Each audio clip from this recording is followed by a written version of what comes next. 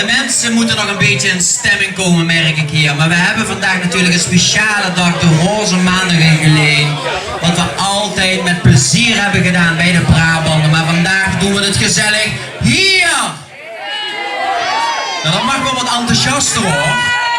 We staan toch niet, ja, hè? We staan toch niet met één been in de kist? We zijn hier toch om plezier te maken en om onszelf te kunnen zijn, want daarom zijn we hier. Iedereen mag zichzelf zijn vandaag.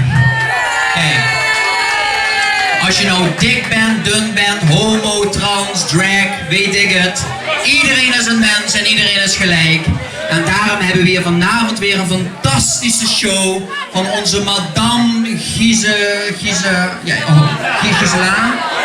oh erg. Mijn moeder, ik zeg gewoon mijn moeder en ik wil dat jullie haar een fantastisch applaus geven. Mijn moeder!